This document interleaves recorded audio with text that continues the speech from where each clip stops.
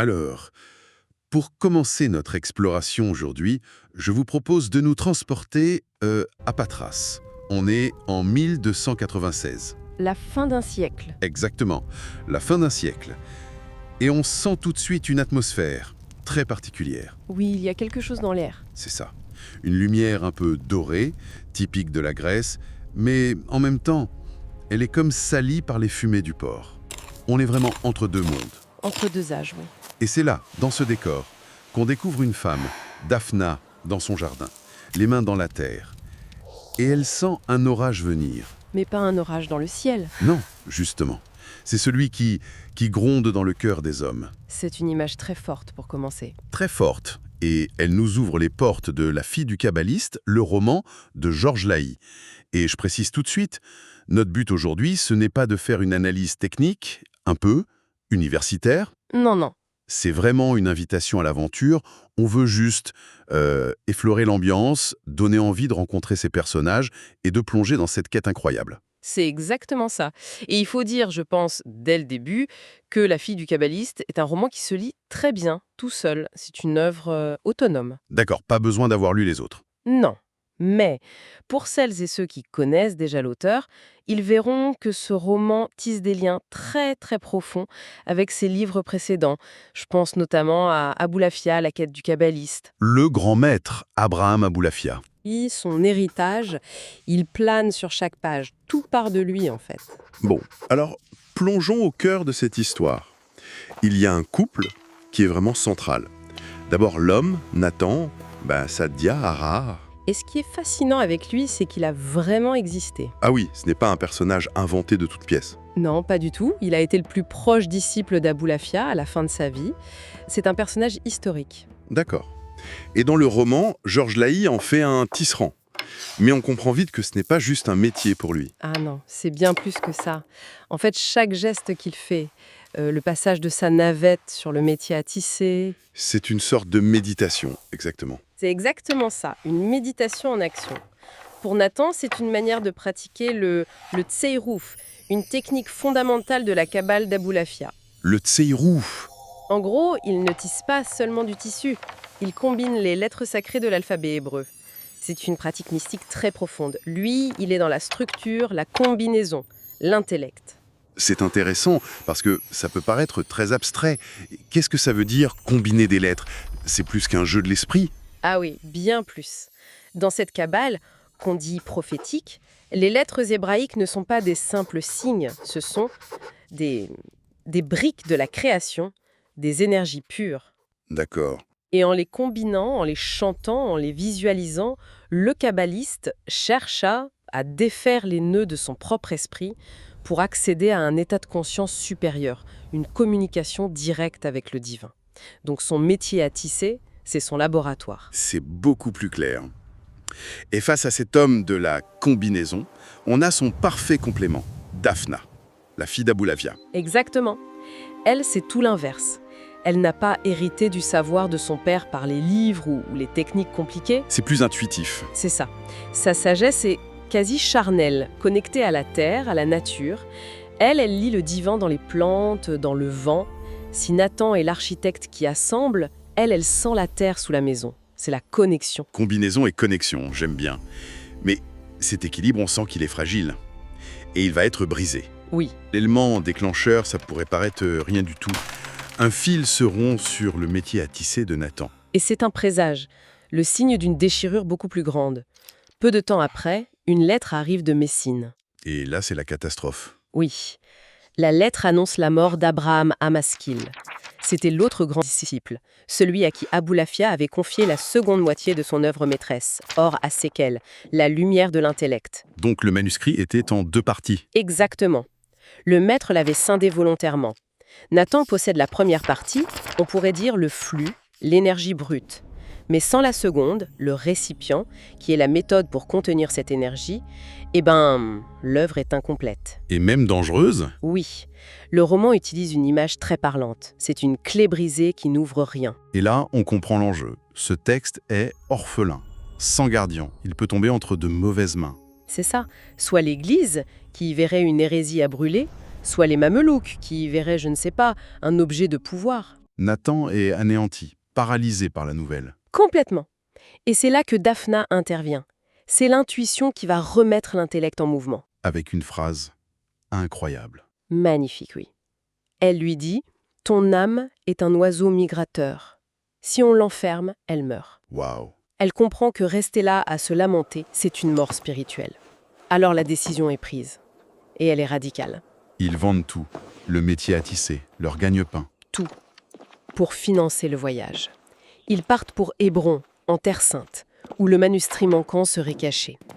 La quête pour recoudre la déchirure peut commencer. Et ce qui m'a vraiment marqué, c'est à quel point cette quête très mystique est ancrée dans une réalité historique très dure. On n'est pas dans un conte de fées. Pas du tout. C'est une des grandes forces du roman.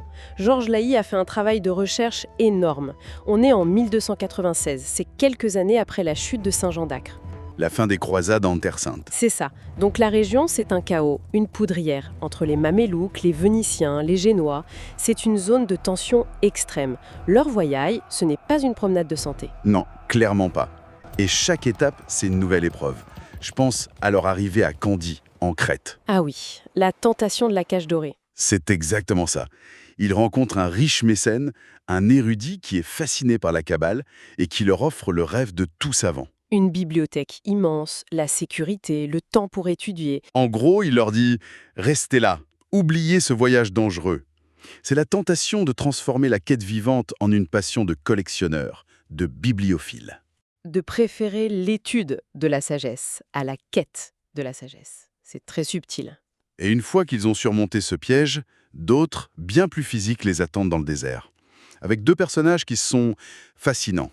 Oui, deux figures qui incarnent deux manières d'échouer sur la voie. D'un côté, il y a Guédalia. L'ancien disciple. Oui, il a connu la quête, mais il a renoncé. Il a choisi l'argent, le confort. C'est la spiritualité dévoyée par l'avidité. Et de l'autre, son opposé total, Giovanni. Le moine dominicain, l'inquisiteur, un homme d'une foi de fer, rigide. Pour lui, le savoir de Nathan, ce n'est pas une autre voie vers Dieu. C'est un poison, une hérésie. Et il va devenir son ombre, le traquer sans arrêt. Absolument. Et ces deux personnages, Guédalia et Giovanni, en fait, ils représentent les deux dangers qui guettent n'importe quel chercheur, le matérialisme et le fanatisme. Bien vu. L'un perd son âme pour de l'or, l'autre en croyant la sauver par le dogme. C'est ça. Et le chemin de Nathan et Daphna, eh bien, il passe juste entre ces deux abîmes. Avec en plus les patrouilles mamelouks, la méfiance partout, la survie est un enjeu de chaque instant, quoi. Et tout ce voyage extérieur, si dangereux finalement, il n'est que le miroir d'un voyage intérieur. C'est là qu'on entre vraiment dans les mystères de la Kabbale. Oui, et l'auteur le fait avec beaucoup de finesse. Il ne nous fait pas un cours magistral. Non. Il glisse des enseignements, des énigmes au fil de l'histoire. On les découvre en même temps que les personnages. Pas besoin d'être un expert pour être touché. Il y a cette idée, par exemple, que le manuscrit n'est pas un simple livre. On nous dit qu'il est vivant. Qu'est-ce que ça veut dire ça? Un livre qui peut rendre fou. C'est une métaphore de la puissance de ce savoir. Pour un kabbaliste, ces textes ne sont pas des descriptions, ce sont des vecteurs d'énergie divine, le fameux flux. D'accord. Et si vous n'êtes pas préparé, si vous n'avez pas le récipient intérieur, c'est-à-dire la discipline, la stabilité mentale, C'est comme essayer de contenir un fleuve dans un verre d'eau. c'est exactement l'idée. L'esprit est submergé. Dans le roman, les lettres deviennent des créatures de feu qui hurlent. C'est une image pour décrire un effondrement psychique. Et Giovanni, l'inquisiteur, quand il vole le manuscrit de Nathan. Il en fait la terrible expérience. Il a voulu posséder le feu sacré et il se fait brûler. Mais à côté de ce danger, il y a aussi des moments de grâce pure. La rencontre avec le maître soufi, le cheikh al-Bistami. Un moment clé, c'est magnifique. Nathan, Daphna et le cheikh partagent une prière. Le roman appelle ça une danse des voyelles. Et là, les barrières entre les religions, Elle tombe. elles s'effacent complètement. On n'a plus un kabbaliste et un soufi. On a deux mystiques en quête du même absolu. C'est un message d'une universalité incroyable. Et il y a aussi les visions de Daphna, très puissantes, notamment celle du Saint-Bastion, ce fleuve mythique. Oui, le fleuve qui sépare notre monde des tribus perdues. Et l'interprétation qu'en donne le roman est d'une modernité folle. C'est vrai. Dans sa vision, le Saint-Bastion, ce n'est pas un fleuve d'eau et de pierre. C'est un fleuve de bruit mental. Le bruit mental, Le vacarme de nos pensées, de nos peurs, de notre ego, c'est ce mur de bruit qui nous coupe de la spiritualité. L'idée que le vrai obstacle est à l'intérieur de nous, pas à l'extérieur. Ça résonne tellement aujourd'hui. Tout à fait, et pendant tout ce périple, la relation entre Nathan et Daphna, elle évolue, elle se transforme. Au début, Nathan est obsédé par le parchemin, par l'objet. Oui, complètement. Il est le gardien du texte. Son identité, c'est ce rouleau de parchemin. Mais il va y avoir une épreuve terrible pour lui. Il se fait voler son manuscrit. Le sien, la seule partie qu'il avait. Voilà, il se retrouve nu, dépouillé de ce qui le définissait. C'est un désastre absolu pour lui. Mais c'est aussi, d'une certaine manière, une libération forcée. Et c'est là que Daphna lui dit cette phrase qui est peut-être la plus importante du livre. Ah oui, Tu te cachais derrière le parchemin pour ne pas avoir à être toi-même, le prophète. C'est d'une lucidité presque cruelle. et c'est une des idées centrales du roman, la différence entre l'érudit et le sage. L'érudit, il protège, il répète le savoir des autres. Le sage, lui, il incarne ce savoir, il le devient. Et le vol force Nathan à passer de l'un à l'autre. C'est ça. Il ne peut plus être juste le gardien de la parole d'Abolafia. Il doit trouver sa propre voie. La quête de l'objet devient une quête de soi. Et tout le suspense du roman repose là-dessus finalement. La question n'est plus seulement vont-ils retrouver le manuscrit ? Non, la question devient qui Nathan va-t-il devenir ? Et bien sûr, on ne va rien dévoiler. Surtout pas. C'est au lecteur de faire ce voyage. La réussite du livre, c'est de lier la résolution de la quête extérieure à l'accomplissement intérieur des héros. Retrouver le texte ne sert à rien s'ils ne sont pas eux-mêmes devenus le récipient. En conclusion, c'est vraiment une invitation à un voyage sur plein de niveaux. Une aventure pure dans le monde médiéval, une plongée dans les secrets de la Kabbale, et en même temps, l'histoire émouvante de ce couple. Absolument. Et le roman pose une question fondamentale, je trouve, qui nous concerne tous. Qu'est-ce qu'un livre sacré ? Est-ce que c'est l'objet, l'encre sur le papier, qu'on peut voler, détruire ? Ou est-ce que c'est l'esprit qui l'anime ? Voilà, un esprit qui peut être transmis, partagé et finalement incarné. La fille du kabbaliste, c'est une histoire de transmission au fond. On découvre que l'héritage le plus précieux, ce n'est pas celui qu'on garde dans un sac, c'est celui qu'on devient. On va peut-être finir sur une dernière pensée, une citation de l'épilogue. Oui, une très belle citation. C'est Nathan qui parle à sa femme.